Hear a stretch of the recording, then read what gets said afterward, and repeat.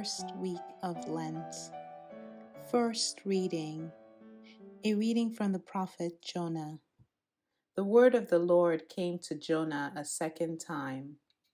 Set out for the great city of Nineveh and announce to it the message that I will tell you. So Jonah made ready and went to Nineveh, according to the Lord's bidding. Now Nineveh was an enormously large city. It took 3 days to go through it. Jonah began his journey through the city and had gone but a single day's walk, announcing, 40 days more and Nineveh shall be destroyed. When the people of Nineveh believed God, they proclaimed a fast, and all of them, great and small, put on sackcloth. When the news reached the king of Nineveh, he rose from his throne, laid aside his robe, covered himself with sackcloth, and sat in the ashes. Then he had this proclaimed throughout Nineveh, by decree of the king and his nobles, neither man nor beast, neither cattle nor sheep shall taste anything. They shall not eat, nor shall they drink water. Man and beast shall be covered with sackcloth and call loudly to God. Every man shall turn from his evil way and from the violence he has in hand. Who knows, God may relent and forgive and withhold his blazing wrath, so that we shall not perish.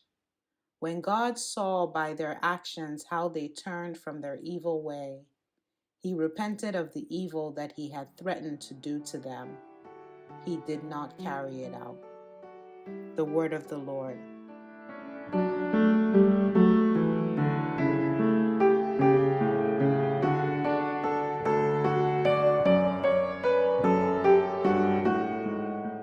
Responsorial Psalm. The response is, a heart contrite and humbled, O God, you will not spurn. Have mercy on me, O God, in your goodness. In the greatness of your compassion, wipe out my offense. Thoroughly wash me from my guilt, and of my sin cleanse me. A heart contrite and humbled, O God, you will not spurn. A clean heart create for me, O God, and a steadfast spirit renew within me. Cast me not out from your presence, and your Holy Spirit take not from me. A heart contrite and humbled, O God, you will not spurn. For you are not pleased with sacrifices. Should I offer a burnt offering, you would not accept it. My sacrifice, O God, is a contrite spirit. A heart contrite and humbled, O God, you will not spurn.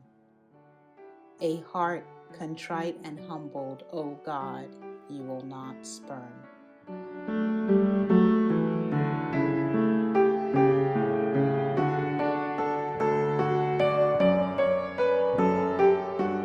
Gospel.